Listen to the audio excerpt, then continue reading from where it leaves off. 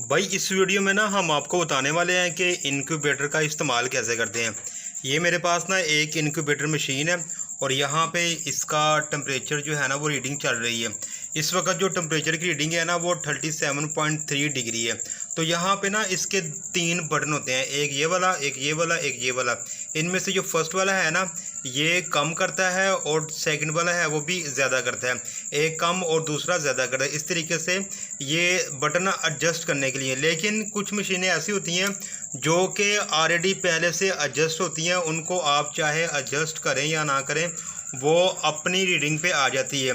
जैसे कि 37.7 डिग्री जो है ना इस इनक्यूबेटर को रखना है, तो वो जब जैसे ही 37.7 से 3-4 डिग्री नीचे आती है तो वो दोबारा जो नीचे टेम्परेचर होता है उसको वो बढ़ाना शुरू करता है।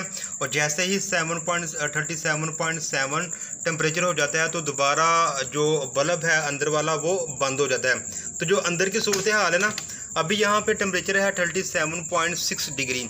तो 37.6 डिग्री पे अगर यहाँ पे बल्ब जो है वो ऑफ हो चुका हुआ है। ये अंडों की तरतीब है। आपने इसके अंदर जो अंडे रखने हैं ना, जिस डेट को रखने हैं उनके ऊपर उसकी डेट आपने डाल देनी है। अगर आपने इस मशीन के अंदर, जैसा कि ये मशीन जो है ना इसके अंदर जो अंडों की रेंज है ना वो 40 अंडों की रेंज है। तो अगर आपने यहाँ पे 40 अंडे रखने हैं तो फिर उसके ऊपर आपको डेट डालने की ज़रूरत नहीं है। उसके ऊपर सिर्फ आपने एक निशान लगा देना है। वो निशान इसलिए होगा कि आपने अंडों को पलटना होगा। तो अगर आपने 40 अंडे एक बार रखने तो फिर तो निशान लगा दें। अगर आपने अंडे 10-10 करके या 5-5 करके रखने हो तो फिर उनके ऊपर आपने डेट लगा देनी है। डेट लगाने से ये होगा कि आपको अंदाज़ा हो जाएगा कि कौन से अंडे किस डेट को रखे हुए हैं। अब यहाँ पे अंडों को जो पलटने का टाइम होगा वो दिन में 3 बार आप कर सकते हैं या फिर दिन में 2 बार कर सकते हैं। अगर मैंने 28 को एक अंडा रखा है तो उसको मैं सुबह टाइम चेंज करूंगा, फिर उसके बाद दोबारा रात को उसको चेंज करूंगा। अगर ज़रूरत पड़े तो मैं दोपहर को भी कर सकता हूं, लेकिन मैं सिर्फ 2 बार इसको चेंज कर रहा हूं, एक सुबह टाइम और दूसरी बार रात का टाइम। ये टाइम पीरियड है। अगर आपके पास एक जिनस जैसे कि डकी के अंडे, उनको आपने एक तरतीब पे लगाना है। और अगर आपके पास हैन के अंडे तो उनको आपने एक जगह और तरतीब पे लगाना है। अगर आपने कोयल बर्ड्स के अंडे या कोई और चिक्स के अंडे रखने हैं तो उनको आपने एक तरफ रख देना है। यूँ कहें कि एक जिनस एक तरफ, दूसरी जिनस दूसरी तरफ और तीसरी जिनस तीसरी तरफ। इसी तरीके से आपने पानी का जो इंतज़ाम करना है वो कुछ इस तरह से होगा। जो आपके पास पानी की प्लेट होगी उसको आपने फुल करके रखना है।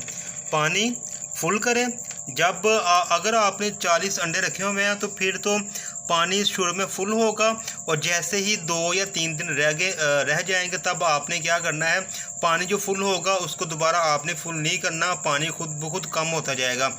और अगर अंडों का टाइम पीरियड, जैसे कि आपने एक अंडा रखा था 20 तारीख को, अब उसका जो टाइम पीरियड है वो कंप्लीट हो चुका हुआ है, सिर्फ 3 दिन बाकी है, तब आपने फ़र्ज़ किया कि ये अंडा है, इसको रखे हुए तकरीबन 19 दिन हो चुके हुए हैं और आपने कैंडलिंग भी कर ली हुई है। आपको अंदाज़ा हो चुका होगा कि इसके अंदर चिक्स है।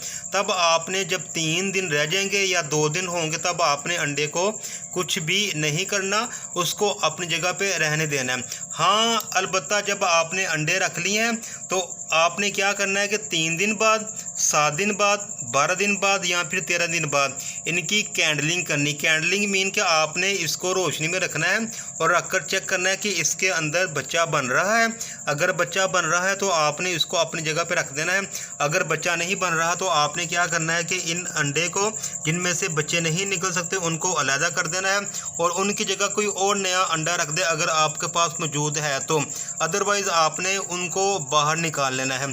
तो ये तरीकाकार होगा। इसी तरीके से जब 3 दिन रह जाएंगे या 2 दिन रह जाएंगे तब आपने अंडों को अपनी जगह पे रहने देना है। और जैसे ही 21 दिन होगा, कुछ चिक्स होते हैं वो 21 दिन से पहले ही निकल आते हैं और वो खुद अंडा तोड़ देते हैं। और कुछ चिक्स होते हैं वो 21 दिन में उन अंडे से उनकी चूंज बाहर आती है।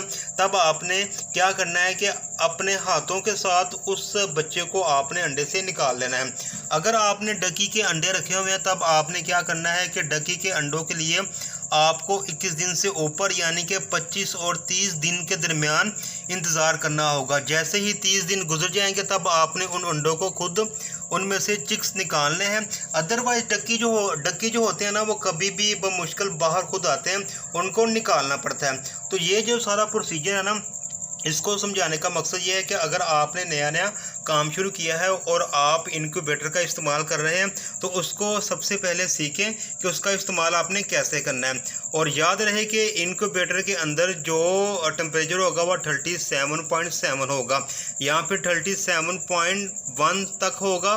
तो इसी दरमियान टेम्परेचर रहना चाहिए, अदरवाइज़ आपने टेम्परेचर कम नहीं होने देना। और जिस अंडों में से चिक्स निकलाएंगे उनको आपने इनक्यूबेटर में तकरीबन 12 से 24 या फिर 24 से 36 घंटों तक इनक्यूबेटर के अंदर ही रहने देना है। उसके बाद आपने ब्रॉडर में शिफ्ट करना है या फिर किसी ऐसी जगह पे शिफ्ट करना जहां उनकी नुकसानमा बेहतर हो सके। तो आज की स्टोरी मेरी यहीं पर ख़त्म होती है। अगर आपको वीडियो अच्छी लगी हो तो कमेंट्स में राय का इज़हार कीजिएगा। इसके साथ दे मुझे इजाज़त। एक नई वीडियो के साथ बहुत जल्द आपसे मुलाकात होगी। तब तक के लिए खुदा हाफिज़। अस्सलामु अलैकुम वरहमतुल्लाहि वबरकातुहू।